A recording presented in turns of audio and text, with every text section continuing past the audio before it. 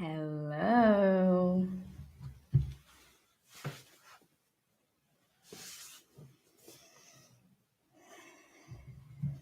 Just waiting for you guys to come on so I can start chatting.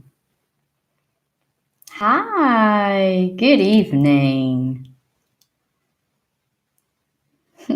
Hi guys.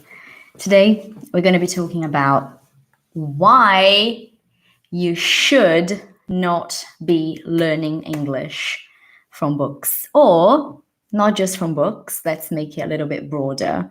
Why you should avoid learning English with traditional methodologies, from books, from grammatical explanations, from things that we generally, not we, myself not included, that you generally believe are the best methodologies, best ways, good evening, for learning, because they're not. We're going to be talking about this today. I've got some points to make. I hope it's going to be really useful to you. We're going to be doing some questions in a minute, but before we do that, I really want to crack on with the first thing I need you to think about, and I need you to really think about this one, okay? How would you feel if there was a baby here? Okay, please try to imagine this situation, because I'm going to ask you about how you're feeling, okay? How would you feel if there was a baby here? A baby, you know, babies learn to speak. They start learning to speak when they are around 1 year old. So imagine there is a 1 year old here with me right now, and I do this. Let me show you. I take this and I start doing this to this child, this baby who is 1 year old and learning to speak. I start going like this, right? Present continuous and present perfect simple. I am doing and I do. Listen up, baby. This is very important.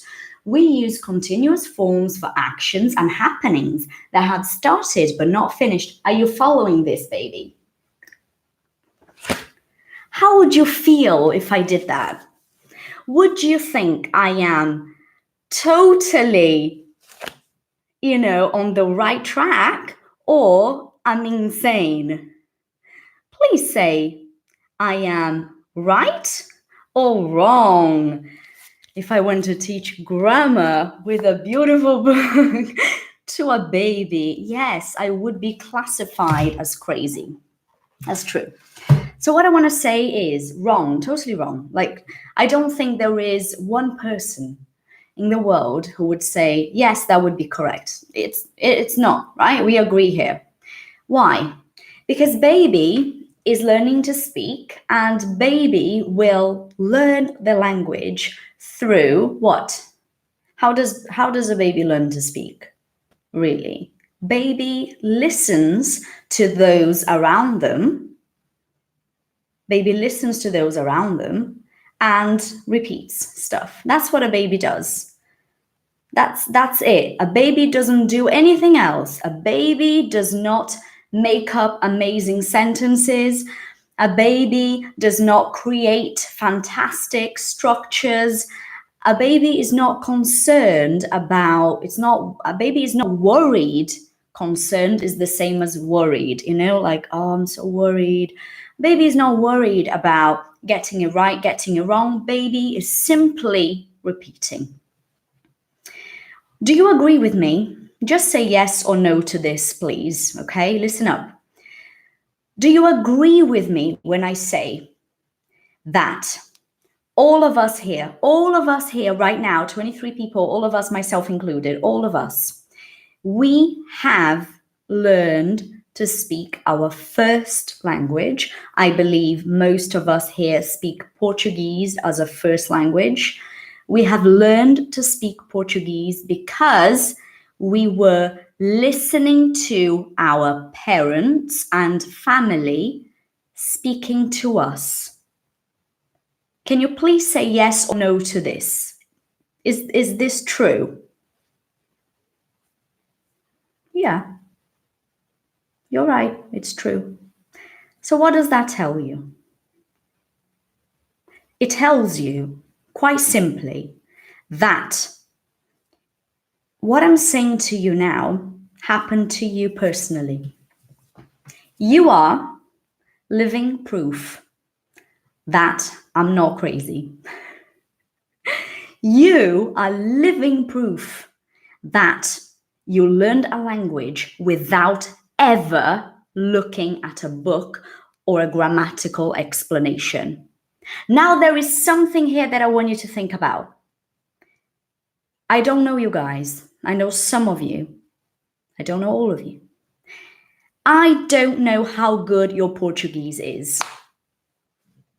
I never spoke to you. But one thing I know for sure, like 100% sure of this. If you were surrounded by people that didn't speak good Portuguese when you were learning to speak, not when you were older, when you were learning to speak, you probably learned to speak like them.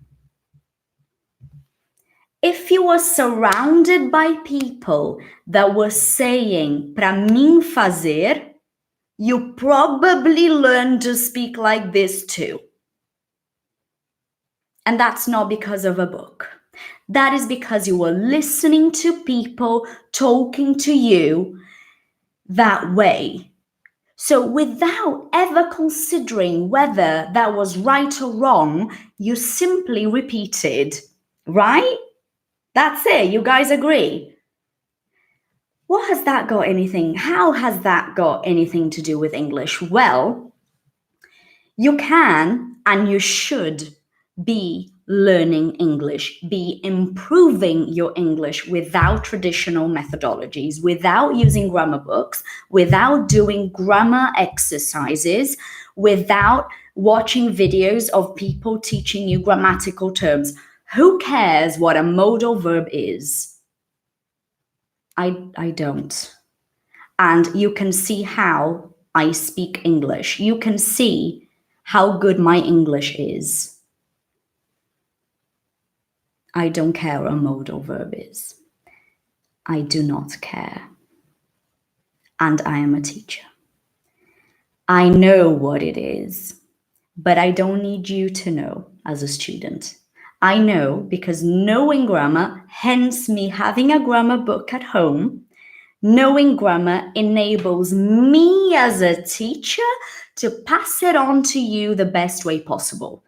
It does not mean that I'll use my book and do little exercises with you, because that would be a waste of your time and your money if you're paying me. See what I'm trying to say? Hold on, let me just see what you guys are saying here. Woo. Okay, how could we do it? We're going to get to that in a minute. Going back to you guys learning to speak Portuguese, surrounded by people that spoke bad Portuguese or whatever your first language is, or surrounded by people that spoke really well. I'm not talking about you growing up and then realizing that you like language and that you would like to speak your first language really well, because of course you could have fixed it later.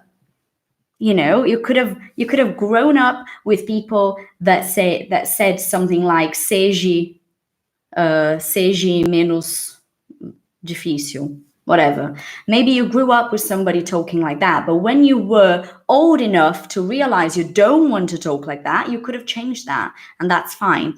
But when you're learning firsthand, you kind of need to be in contact with somebody that is going to give you the information you need and how you want it to come to you, how you want to have this information, in a good way or not so good way, sometimes a terrible way. It happens, right? How you're going to learn grammar? Really? You're going to pay attention when you're listening to English, but there is a little thing to consider here. you need to know what English you want to speak. There are many types of English here. I'm not talking about accents. I'm not talking about British, American, Canadian, whatever. I'm not talking about this. I'm talking about grammar. I'm talking about how people make a sentence, how well they make a sentence. I'm going to give you an example. I lived in an area in London that is actually considered Essex, which is outside London. And people from Essex, one day I came across this girl who was my mom's friend's daughter. It's crazy, right? My mom's friend's daughter. That's how you do it. You see, that's how you learn grammar. That's how you learn grammar. You don't need me to say because you're possessive, so you use the apostrophe to indicate the possessive pronoun, whatever. You don't need that. You just listen to what I'm saying and you realize that I'm talking about a girl who was my mom's friend's daughter. So, you keep on putting the S there. Simple as that.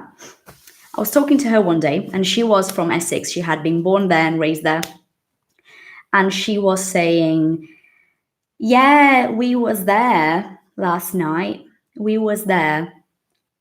And I remember I remember thinking like, did she actually say we was there? She did. And then I came to realize that it wasn't just her, that this is an Essex thing. Like 90% of people from Essex will say we was there. Like they don't say you were there, they say you was there and we was there. They don't say were, they don't say you were there. They're native speakers of English, right? So what does that say to you guys? I'm proving my point here. Listen up, I'm making a point and it's so important. I'm giving you proof of what I'm saying. This happened to me. It happened to me. I lived this. It's saying that if I was not paying attention to the English I wanted to have, I could have learned like that. I could have learned to talk like her.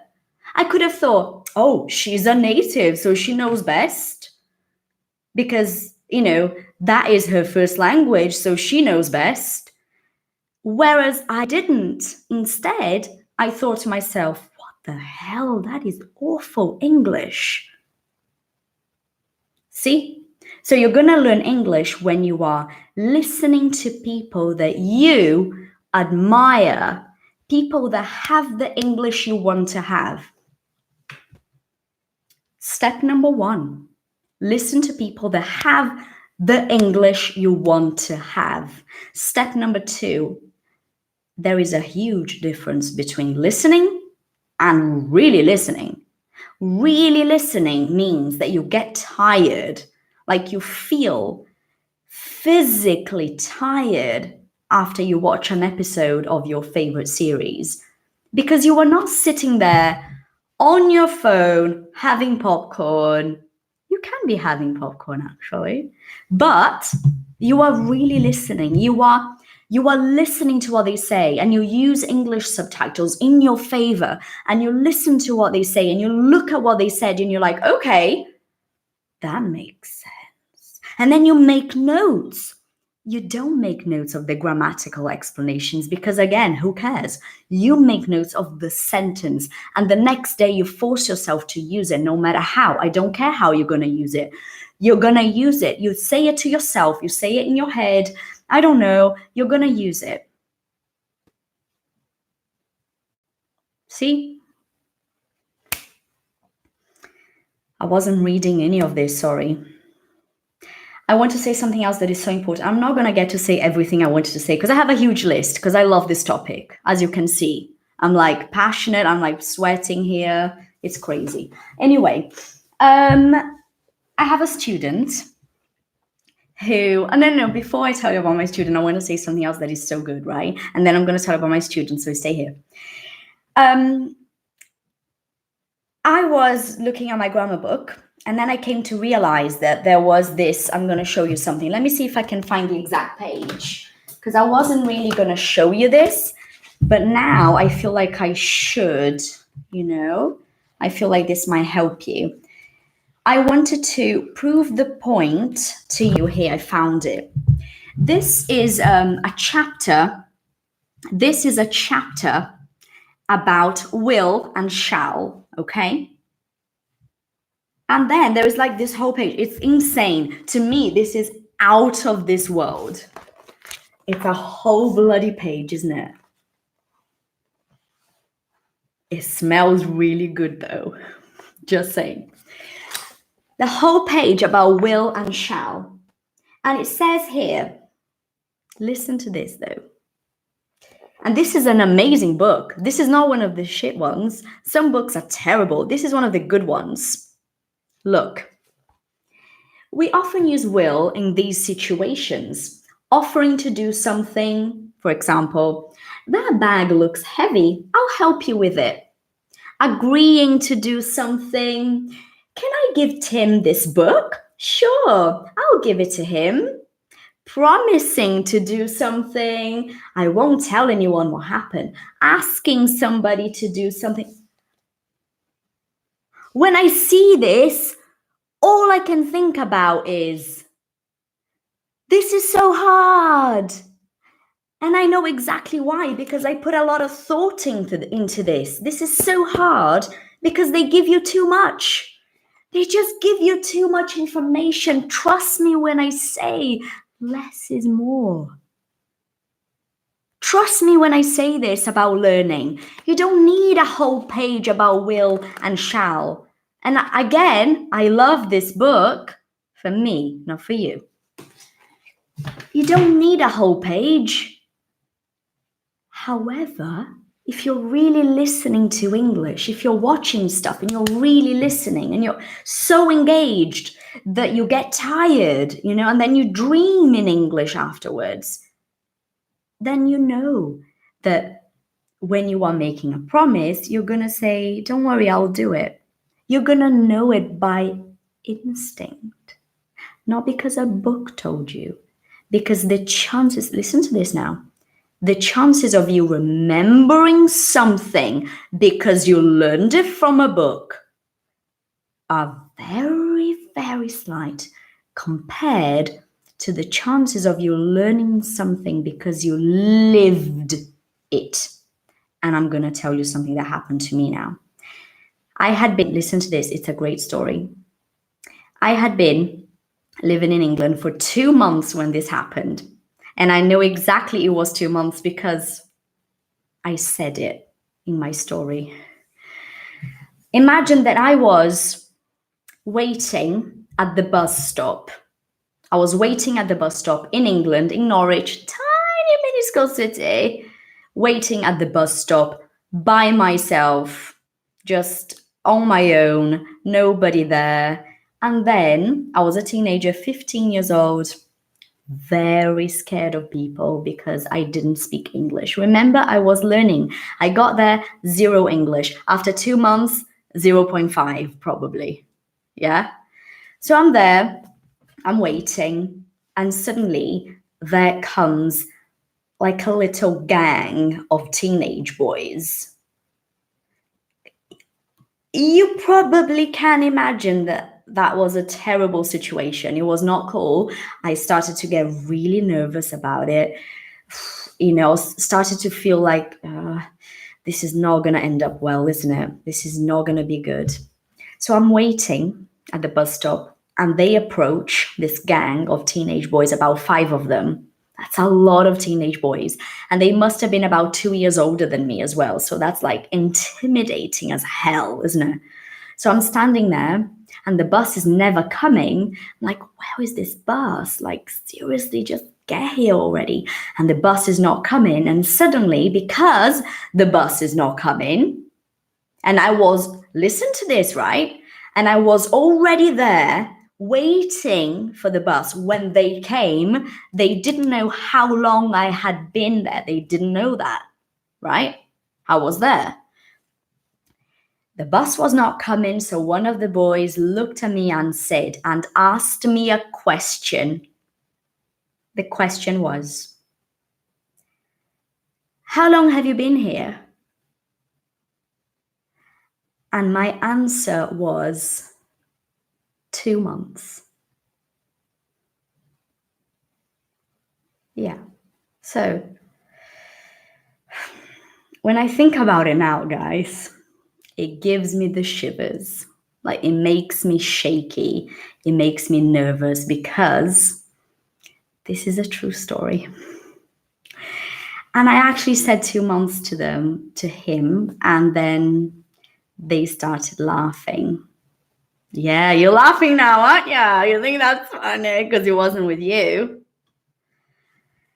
Everybody, all the boys started laughing, okay? They were like, 2 months? And laughed. And I remember, like, I know it is a really funny story when you think about it, but it was not funny at the time. I remember having a lump in my throat, like, I didn't want to cry, man. I was like, oh, no. If I cry, it's going to make it worse, isn't it? But when I say I have a really emotional story with learning English, it's because I do. So I was like, when you're a teenager, you don't want teenage boys mocking you. You don't. So we got on the bus, and I kept on thinking about that. And when I was on the bus, I understood the question. I was not looking at my book. At the time, this is 2003, there was no Google for me to check stuff. I didn't have a smartphone, right? So there was Google, but not a smartphone. And I remember it clicked. It clicked, like I was on the bus, and I couldn't stop thinking about it because I had been mocked. Like, they were like, hey! I'd been mocked, right? So I'm thinking about it, and then it clicked, man. It just clicked. And I was like, okay, it's because I was there waiting at the bus stop, right? And so they were actually asking me how long I had been waiting for the bus, not how long I had been in England. Why would they want to ask me how long I've been in England when they don't even know I'm not English because I'm not speaking? How are they going to know? I don't look very Brazilian, do I? Yeah. And that's how you learn grammar. Did I answer your question? Okay. I just want to finish up saying one thing very quickly from my student. Today I was talking to her, and she said, we were chatting, and she said that she said this to me. Let me just read the sentence here. Okay. She said, if you want to do it, you don't have to. And then when she said it, there was a little hesitation. Like, she said, if you don't want to do it, you don't have to. Like, she stopped. I could see on her face that she stopped for a second before she said to, because she wasn't sure whether she was supposed to say to or not to. But then what happened? She said to, not because she remembered my beautiful grammatical explanation, because she never got one, but because she trusted her instincts and she knew that was the right sound. It wouldn't sound right without to. It sounds right with to, because she's in England. She's listening to a lot of English, right? If you're not abroad, you can still be listening to a lot of English. It's not an excuse not to be listening to English, not being abroad. Especially because a lot of people live there, and it's like they live in Brazil, to be honest. They go to a Brazilian church, Brazilian restaurant, Brazilian boyfriend, Brazilian everything. So living abroad is not necessarily what you need. I hope I made myself clear, and I hope I've given you so much to think about, because you cannot be stuck on this idea that you need to learn grammar the traditional way, because that's insane. And that's going to hold you back. Hold you back. It's like that's going to stop you from moving forward. All right, beautiful people. Thank you for being here tonight. It was a very, oh, Carol, I need to ask, sorry, I forgot. I was supposed to answer your question that you asked me today, right? One more question then. About those tests you can do to know your like proficiency level, to know how much English you know. There are so many different Cambridge exams and things. My opinion about them, don't really have an opinion about them. You don't need them if you are not, if you don't, so you take these tests for a reason, okay? You take them because you want to study abroad and some universities will require specific tests. You take them because, I don't know, because that's it. Like, there is no reason why you should be paying a lot of money and studying a lot of grammar to pass an examination that is not going to serve you for anything. That is my opinion about it, okay? Thank you, guys. You've been amazing as always. And I'll see you next Friday. Take care, everyone. Bye-bye.